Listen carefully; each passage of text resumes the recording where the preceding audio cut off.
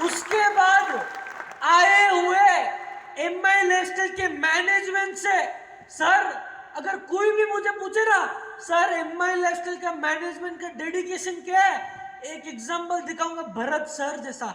सोच के देखो हम लोग हमारी जिंदगी में दोस्त की शादी आ गई, सर नेटवर्किंग नहीं करना है, सर एंगेजमेंट है, सर आज नेटवर्किंग नहीं करूंगा, आज फील्ड में नहीं उतरूंगा। आज भरत सर का जन्मदिन है तो भी फैमिली को छोड़ के इधर आए, इसके लिए डेडिकेशन तो एमएलएस मैनेजमेंट का, उसके लिए भरत सर के लिए जोरदार तालियां, राइट। उसके बाद आप लोगों के SM women entrepreneur Surbhi ma'am के लिए जोरदार तालियां, राइट। दोस्तों मैं हमेशा जब भी अपना स्पीच चालू करता हूं एक मोटिवेशन से चालू करता हूं, राइट। एक इंसान होता है सूट बूट पहना हुआ, उसको उसकी जिंदगी में बहुत घमंड होता है। किस चीज का घमंड होता है? उसको लगता है उस इंसान को लगता है कि मैंने अपनी जिंदगी में बड़ी बड़ी पढ़ाई कर दी, बड़ी बड़ी डिग्री कर ली करके। वो इंसान जाता है गाड़ी में, गाड़ी चलती है, सडनली गाड़ी ब्रिज की इधर आती है, टायर पंचर हो जाता है। इंसान आसपास देखते हैं, यार मुझे मेरी मीटिंग के लिए बहुत लेट हो रहा है तो मैं क्या करूं करके जब वो नीचे देखते हैं यार इधर एक समुंदर है। सबको समझ में आ रहा है? इधर एक समुंदर है, इधर एक बोट वाला है, क्यों ना मैं उस बोट वाले को रिक्वेस्ट करूं और बोलूं कि भाई क्या तू मुझे इधर से उधर छोड़ सकता है क्या? तो सूट बूट वाला इंसान नीचे जाता है। जो बोट वाला होता है ना, सरदार जी होते हैं, ठीक है। तो सरदार जी को पूछते हैं कि सरदार जी क्या आप मुझे इधर से उधर छोड़ सकते हो क्या आपके नाव में? तो सरदार जी बोलते हैं हाँ भाई आजा, छोड़ दूंगा, राइट। बोट जब चालू होती है धीरे धीरे धीरे, तो सूट बूट वाला इंसान और सरदार जी का मजाक उड़ाता है। क्या बोलता है पता है? सरदार जी मेरे को आपको एक सवाल पूछना है। तो सरदार जी बोलते हैं हाँ भाई पूछो। तो बोलते हैं कि सर आपने आपकी जिंदगी में कितना तक एजुकेशन किया है? तो सरदार जी बोलते हैं भाई मैंने अपनी जिंदगी में इतना एजुकेशन पढ़ा नहीं हूँ, 4वीं कक्षा फेलियर हूँ, मैंने अपनी पूरी जिंदगी नाव लगाने में ही चला दी। और सूट बूट वाला इंसान बोलता है सर आपने आपकी जिंदगी में एजुकेशन नहीं किया, आपकी जिंदगी का 25% खत्म। क्या सर? आपके जिंदगी का 25% खत्म। फिर ना धीरे धीरे धीरे धीरे इधर पहुंचते हैं, जाना है उधर, 50% ऑलमोस्ट कंप्लीटेड। वापस सूट बूट वाला इंसान और सरदार जी का मजाक उड़ाता है। फिर क्यों उड़ाता है? क्या पूछते मालूम है सरदार जी को कि पाजी आप मुझे एक चीज बताओ, आपने आपकी जिंदगी में कभी भगवत गीता, कुरान, रिलीजियस बुक पढ़ी है क्या? तो सरदार जी बोलते नहीं सर मैं भगवान में इतना मानता नहीं हूँ, मैं आज जो करता हूँ उसी चीज के ऊपर जीता हूँ सर, उसके लिए लाइफ में कभी कुरान, भगवत गीता, बाइबल कभी कुछ पढ़ा नहीं है सर करके। तो सूट बूट वाला इंसान बोलता है क्या आपने आपकी जिंदगी में कभी रिलीजियस बुक नहीं पढ़ी? सरदार जी बुरा मत मानना, आपकी जिंदगी का 50% खत्म। क्या सर? आपकी जिंदगी का 50% खत्म। फिर ना धीरे धीरे धीरे धीरे इधर पहुंचता है, जाना है उधर, 75% खत्म हो गया। फिर सडनली आंधी आता है, तूफान आता है, बोट हिलती रहती है। फिर सरदार जी घूमते हैं सूट बूट वाले के सामने, उस सूट बूट वाले इंसान को बोलता है कि भैया आपने मुझे 2 सवाल पूछा, मैं आपको एक सवाल पूछूं क्या? तो सूट बूट वाला इंसान बोलता है भाई जल्दी पूछ। तो पाजी पूछते हैं सर वो सब तो ठीक है, आपको तैरना आता है क्या? क्या भाई आपको तैरना आता है क्या? अगर आपको तैरना नहीं आता ना आपकी जिंदगी का 100% खत्म। उसका मतलब क्या है पता है? मैंने क्यों सुनाया है आपको? उसका मतलब क्या है? उसका मतलब है शायद से इधर जितने भी लोग इधर आए हुए होंगे, आपको शायद से आपके दिमाग में लगा होगा, यार मुझे माई लाइफस्टाइल में आईटीसी बनना है, डायमंड बनना है, जीटीसी बनना है, यूटीसी बनना है, रॉयल डायमंड बनना है, क्राउन डायमंड बनना है, तो क्या मुझे बड़ी बड़ी डिग्री की जरूरत है क्या? गलत। अगर आपको आपकी जिंदगी में जीरो से हीरो बनना है ना, आपको एक ही चीज करना है। क्या करना है? आपको आपकी जिंदगी के 3 से 5 साल full time as your career इस बिजनेस को देना पड़ेगा माय डियर फ्रेंड्स। सबको समझ में आया? दोस्तों मैं क्यों बोल रहा हूं, ये मैं कैसे बोल रहा हूं? इधर जैसे मैं एंट्री किया, बहुत सारे लोग मुझे नए नए देखे होंगे, सबको क्या लगा होगा, यार प्रवीण सर के लड़के हैं, जैसे प्रवीण सर को मान सम्मान मिलता है ऐसे ही इनको मान सम्मान मिल रहा है। 100% राइट और रॉन्ग? थोड़े लोगों को ऐसे भी लगता होगा, प्रवीण सर के लड़के हैं, इन्होंने इनके लाइफ में क्या स्ट्रगल किया होगा, उन्होंने इनको पप्पा को बोला होगा कि पप्पा मुझे माई लाइफस्टाइल चाहिए, और प्रवीण सर ने हाँ बोला होगा। राइट और रॉन्ग? बहुत सारे लोगों को लगता भी होगा, लेकिन जो जानते नहीं है, सर आज मैं 26 इयर्स का हूं। 6 साल पहले, मतलब जब मैं 20 साल का था, आज से 6 साल पहले मैंने अपने पप्पा को बोला था कि पप्पा मुझे माई लाइफस्टाइल देखना है, समझना है कि अपना धंधा क्या है। इनिशियल स्टेज में मेरे पप्पा ने मालूम है क्या बोला? निखिल, तुझे अगर मेरे धंधे को देखना है ना, तो तुझे मेरे नजर और नजरियों से देखना पड़ेगा। मतलब तुझे 3 स्थान, मतलब मुझे 3 स्थान नीचे आना पड़ेगा, काम करना पड़ेगा, फील्ड वर्क करना पड़ेगा। इनिशियल स्टेज मैं ज्यादा एक्सप्रेस करके नहीं बोलूंगा मैं किधर से आता हूं, क्यों आता हूं, किसके लिए करता हूं, लेकिन इनिशियल स्टेज जब मैं माई लाइफस्टाइल में जुड़ा, मैं गोल्डन स्पून बॉय था, जिंदगी में कभी ऐसी गाड़ी के नीचे भी आया नहीं था, दिन का 1 लाख रुपए भी खर्चा करूं कोई हिसाब मांगने वाला इंसान नहीं, वो फैमिली बैकग्राउंड से आता था मैं। तो फिर भी जब मैं माई लाइफस्टाइल में आया, पहला चीज जो मेरे पापा ने मेरे साथ किया वो है मुझे बजट में रखा। दूसरा, जिंदगी में जैसे बोला टैक्सी छोड़ो, एसी गाड़ी के नीचे उतरा नहीं था, पर जब मैं माई लाइफस्टाइल में आया, एवरी डे का रूटीन, लोकल ट्रेन में ट्रैवल करो। लोकल ट्रेन में ट्रैवल किया, आप ही लोगों के जैसे जीटीएस में गया, आप ही लोगों के जैसे बजट में भी रहता था। इनिशियल 3, 4, 5, 6 महीना किसे भी कैसे करके गुजार दिया। मैं बोला कुछ नहीं, 2 महीने में वापस बुला देंगे, 3 महीने में वापस बुला देंगे। 6 महीने के बाद मैंने अपने पापा को कॉल किया, मैं भी इंसान हूँ, मैं भी फ्रस्ट्रेट होता हूँ भाई, राइट। 4-5 महीने 6 महीने के बाद मैंने अपने पापा को कॉल किया। कॉल करके मालूम है क्या पूछा कि पापा आपका कोई दूसरा डिस्ट्रीब्यूटर है क्या? क्योंकि इनिशियल स्टेज में मैं क्या करता था, 8:30 9 o'clock उठता था, लोकल ट्रेन पकड़ता था, मैं रहता था साउथ मुंबई में, ग्रैंड रोड स्टेशन पकड़ के मैं जाता था अंधेरी स्टेशन। अंधेरी स्टेशन से मैं दूसरा ट्रेन चेंज करता था, दूसरा ट्रेन चेंज करके मैं जाता था थाने। थाने क्यों? बिकॉज उधर अपने कंपनी के जो रॉयल डायमंड है, crown diamond, Rajesh Yadav ji, right, everyday उनके पास जाता था। कंपनी का प्लान, कंपनी का पे out, everyday home meetings, GTS वगैरह वगैरह सब कुछ उधर ही करता था मैं, राइट। तो 4-5 महीने के बाद मैं अपने पापा को बोला कि पापा आपका कोई दूसरा लीडर है? पापा ने पूछा क्यों, लीडर अच्छा नहीं है? मैं बोला नहीं पापा, लीडर फैंटास्टिक है, बट पापा आप भी मेरा पेन समझो। मेरे पापा बोले क्या है भाई तेरा पेन? मैंने बोला पापा आप भी समझो, साउथ मुंबई टू थाने पहुंचने में अगर मैं ट्रेन पकड़ के जाऊं, मुझे 1.5 घंटा लगता था पहुंचने में, और अगर रिटर्न आऊं वापस 1.5 घंटा लगता था आने में। 3 घंटा पापा मेरे खर्च हो जाते हैं। क्या सर? 3 घंटे मेरे खर्च हो जाता है।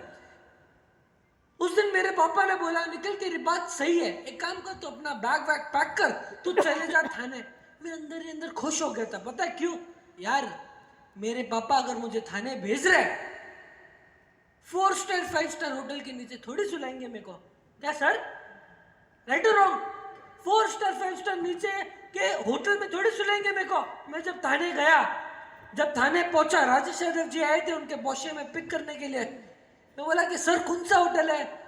तो राजेश यादव जी ने बोला सर प्रवीण सर ने मेरे को एक लोकेशन भेजा है, उनको बोला है, प्रवीण सर ने उनको बोला है कि निखिल को इधर ड्रॉप कर दो करके। गाड़ी जा रही है जा रही है जा रही है जा रही है, लेफ्ट टर्न राइट टर्न, गली के अंदर जा रही है। मैंने बोला सर इधर कौन सा 5 स्टार होटल है सर? मैं जब गया सोच के गया था भाई 5 स्टार होटल में सुलाएंगे, 100% सेव ही होगा, 100% सेव ही होगा। जब रुका, जब गाड़ी रुकी, जब मैं बाहर उतरा, मालूम है क्या व्यू था? थाने में जो लोकल स्टेशन है ना, वो वाला व्यू था सर। मतलब मेरे पापा ने मुझे 1 महीने के लिए मुझे थाने लोकल स्टेशन के सामने जो 3 क्लास लॉज होते ना, मुझे उधर सुलाया। अंदर ही अंदर मैं गुस्से में था और दिमाग में मालूम है क्या चल रहा था? एक एक चीज, यार माई लाइफस्टाइल में आके मैंने किसका क्या बिगाड़ा भाई? क्या सर, माई लाइफस्टाइल में आके मैंने किसका क्या बिगाड़ा? 1 साल फुल नॉन स्टॉप ट्रेनिंग करने के बाद गया चेन्नई। चेन्नई जाने के बाद एक एक सवाल पूछा पापा को कि पापा आपने ही मेरे साथ ऐसे क्यों किया? और इन रिटर्न में मेरे पापा मालूम है क्या बोलते हैं? वेरी सिंपल, निखिल तू ये सोच, जब तू माई लाइफस्टाइल में आया, मैंने तेरे को बोला फील्ड वर्क कर, तू किया। मैंने तेरे को बोला जीटीएस जा, तू गया। मैंने तेरे को बोला बजट में रह, तू रहा। क्यों? What is the reason behind that? उसका रीजन है तू ही सोच। और मैं जानता हूं आप लोग भी मानोगे इस चीज को, जब इनिशियल स्टेज में अपना कोई भी डिस्ट्रीब्यूटर अपना धंधा ज्वाइन करता है, उसके पास पैसे होते हैं क्या सर? स्टार्ट में सुनाई नहीं दे रहा है? स्टार्टिंग में पैसे नहीं होते सर। इनिशियल स्टेज में उसके पास क्या लंबी गाड़ी होती है क्या? वो भी लोकल ट्रेन की धक्का खाता नहीं खाता सर? इनिशियल स्टेज में हर वो छोटी छोटी चीज करता है। उसके लिए मेरे पापा ने मुझे बोला, मेरी आवाज आ रही है ना? उसके लिए इनिशियल स्टेज में मेरे पापा ने मुझे बोला कि निखिल अगर तुझे मेरे लोगों को समझना है तो तुझे 3 कदम नीचे आना पड़ेगा, काम करना पड़ेगा। उसके लिए उस दिन मेरे पापा ने मुझे बोला, निखिल जिस दिन हम हर एक डिस्ट्रीब्यूटर के पेन को फील करेंगे ना, उस दिन मिलके इस कंपनी को अपन दुनिया की नंबर 1 कंपनी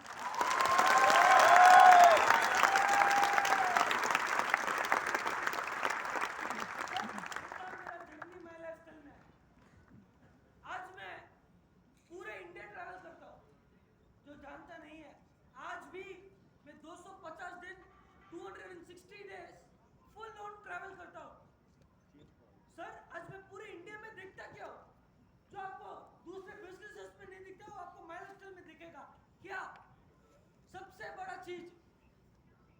अपने बिजनेस में कोई रिलीजियस फैक्टर नहीं है, राइट और रॉन्ग सर? आप जैन हो, हिंदू हो, मुस्लिम हो, क्रिश्चियन हो, सिख हो, ईसाई हो, कोई कास्ट जेंडर है क्या सर अपने धंधे में? Doesn't matter. Second,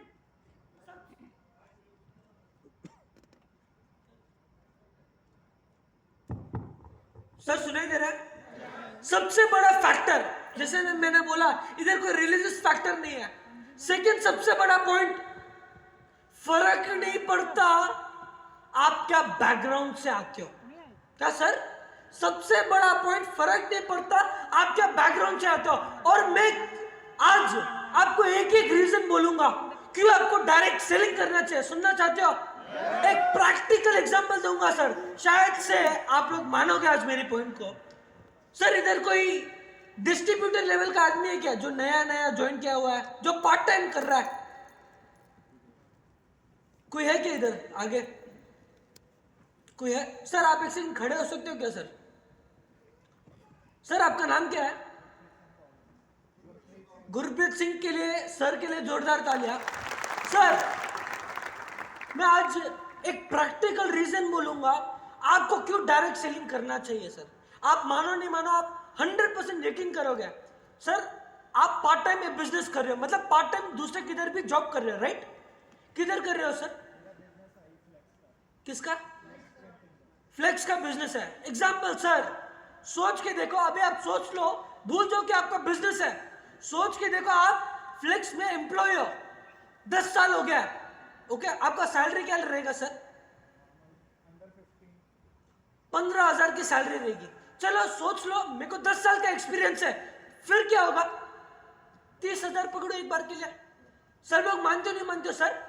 example sir flex के उधर नौकरी कर रहे हैं, करेक्ट? सर का 10 साल का एक्सपीरियंस, सर का सैलरी क्या रहेगा? 30,000 रुपए, राइट? कल उठ के अगर मैं सर के धंधे में, अगर फ्लिप्स के धंधे में अगर मैं आता हूं, मेरा स्टार्ट है, डे 1 है, क्या मुझे 30,000 का सैलरी मिलेगा क्या डे 1 पे? सुनाई नहीं दे रहा है? नहीं, कितना मिलेगा? 5 से 10,000, राइट? क्यों सर? स्किल नहीं और एक्सपीरियंस, करेक्ट? आपको 30,000 सैलरी क्यों मिलता है? एक्सपीरियंस के लिए। मुझे 5 से 10,000 रुपए क्यों मिलेगा? क्योंकि नया नया मैं ज्वाइन किया हूं, करेक्ट? अभी सर का पॉइंट सुन लिया, करेक्ट सबने? अभी मैं एक प्रैक्टिकल एग्जांपल दूंगा आपको क्यों डायरेक्ट सेलिंग करना चाहिए, राइट? सर आप डिस्ट्रीब्यूटर लेवल के आदमी हो, करेक्ट? आपको माई लाइफस्टाइल से अब तक एक भी रुपए आए क्या सर? बीवी कुछ आए? कितना आया सर? चलेगा, 5,000 भी आया। अंडर 5,000 मतलब 2,500, 2,500। मैचिंग का कितना मिला आपको? 12%, करेक्ट? मैचिंग का कितना मिला? 12%। सर डिस्ट्रीब्यूटर लेवल के है, करेक्ट? इधर कोई एसटीसी कोई है क्या सर? एसटीसी मैम, सर आप एसटीसी लेवल के हो, करेक्ट? कंपनी को मैचिंग बीवी का कितना देता है? 12%। आपका क्या रैंक है? एसटीसी। अच्छा, जेरो के सर डायमंड। सर कंपनी आपको मैचिंग बीवी का कितना देता है? पक्का एक्स्ट्रा देते हैं क्या कुछ? नहीं ना, 12%। सोच के देखो, इस दुनिया में एक ही ऐसा प्लेटफॉर्म जहां फर्क नहीं पड़ता आपका एक्सपीरियंस लेके आते हो। क्यों?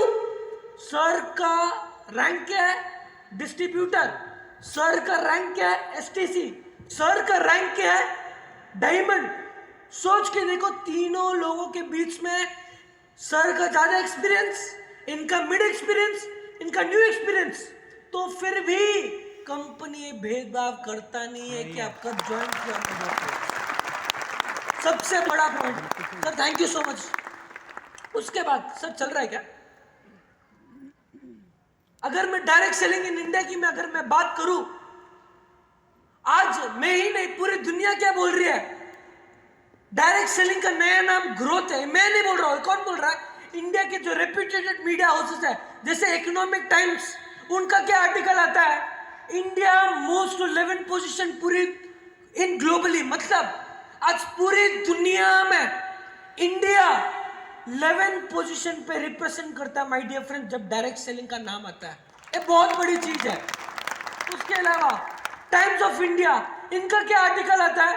पूरी दुनिया में इंडिया 11th पोजीशन पे आई है, और अगले 10 साल में, इधर क्लियरली लिखा हुआ है, अगले 10 साल में इंडिया टॉप 5 में आने वाला माय डियर फ्रेंड्स, राइट? उसके अलावा फाइनेंशियल एक्सप्रेस का क्या आर्टिकल आता है? Upcoming trends in India is direct selling. उसके बाद direct selling market in India, economic times का आर्टिकल आता है। Direct selling, Indian direct selling का टर्नओवर 2025 तक 64,500 क्रॉस होने वाला माय डियर फ्रेंड्स, राइट? उसके बाद एक बहुत बड़ा प्लस पॉइंट है, इकोनॉमिक टाइम्स का आर्टिकल आता है डायरेक्ट सेलिंग के ऊपर, और मैं बहुत गर्व है शेयर करने में। इसमें लिखा हुआ है 2025 तक इंडियन डायरेक्ट सेलिंग 1,80,00,000 लोगों को रोजगार भी देने वाला है माय डियर फ्रेंड्स। दोस्तों ये हुआ इकोनॉमिक टाइम्स का। मुझे पता नहीं आप लोगों ने बाहर जाके डायरेक्ट सेलिंग के बारे में क्या सुना होगा, लेकिन हम इंसान मालूम है कैसे है सर? जो भी कोई भी पॉलिटिशियन बोलता है उनकी बात पे यकीन करते हैं, राइट और रॉन्ग? राइट और रॉन्ग सर?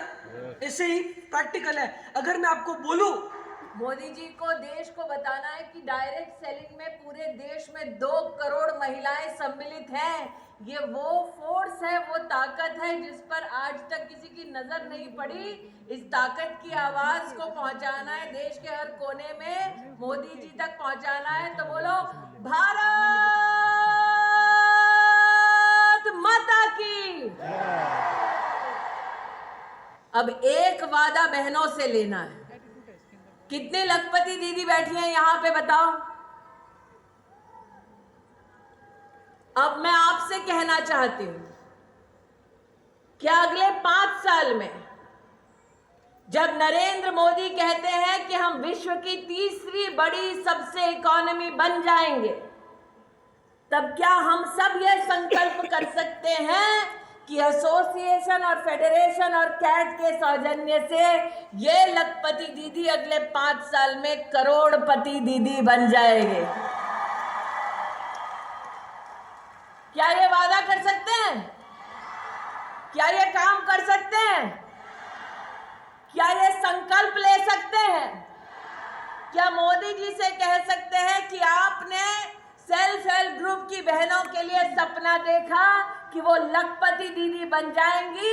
आज कैट और आपकी direct selling entities of India की एसोसिएशन और फेडरेशन ये संकल्प लेती है कि हमारी लखपति बहन आगे 5 साल में जब हिंदुस्तान तीसरी सबसे बड़ी इकोनॉमी होगा, तब ये बहन करोड़पति दीदी बन जाएगी। आज ये संकल्प लेने का दिन है।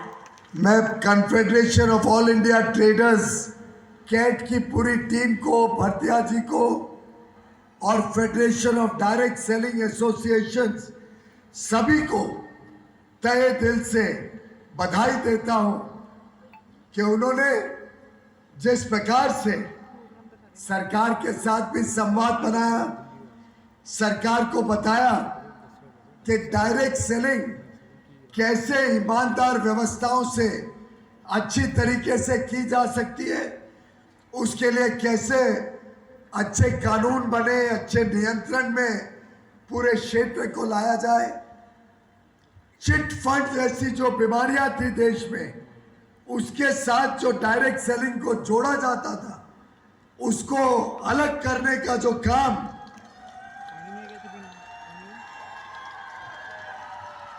आप सबके माध्यम से, आप सबके प्रयासों से, आप सबकी मेहनत से करने में हम सफल हुए।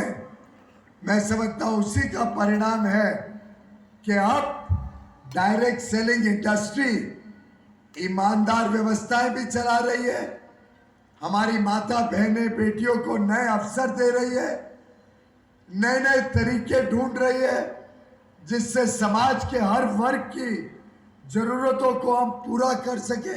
देश में अच्छी गुणवत्ता वाला सामान कम कीमतों में सही दाम पर उपलब्ध कराने में मेहनत करें और आप सब शक्ति के प्रतीक, आप सब ईमानदारी के प्रतीक, आप सब एक उज्जवल भविष्य के कर्ता धर्ता के रूप में देश के विकास की यात्रा जो है, इसमें अगर सबसे बड़ी भूमिका किसी की रहेगी तो वो आपकी रहेगी। जब हमारी माता बहनें व्यापार करने निकलती हैं, डायरेक्ट सेलिंग का काम करती हैं, आपकी डायरेक्ट सेलिंग की आमदनी हो, ये एक तरफ जीडीपी में जुड़ता है, जीडीपी के आंकड़े को बढ़ाता है, फॉर्मल इकोनॉमी और मजबूत होती है। तो जो आज का काम आप कर रहे थे डायरेक्ट सेलिंग एजेंट बनने के पहले, वो काम जो मशीन या जो व्यक्ति अब करेगा वो भी इकोनॉमी को बल देगा और आपका काम भी इकोनॉमी को बल देगा।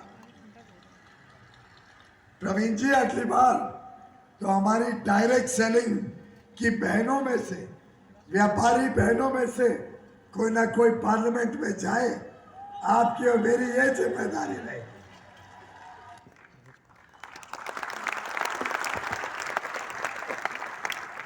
मुझे पता नहीं आपने बाहर क्या सुना होगा नेटवर्क मार्केटिंग डायरेक्ट सेलिंग के ऊपर, लेकिन आज मैं आपको दावे से बोल सकता हूं,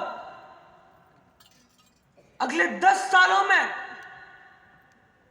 जो काम डायरेक्ट सेलिंग कर नहीं पाया था, मैं आपको वादा करता हूं अगले 10 सालों में अगर आप गूगल में टाइप करोगे ना www.india's top 5 बेस्ट इंडस्ट्रीज, उसमें डायरेक्ट सेलिंग का नाम आएगा माय डियर फ्रेंड्स।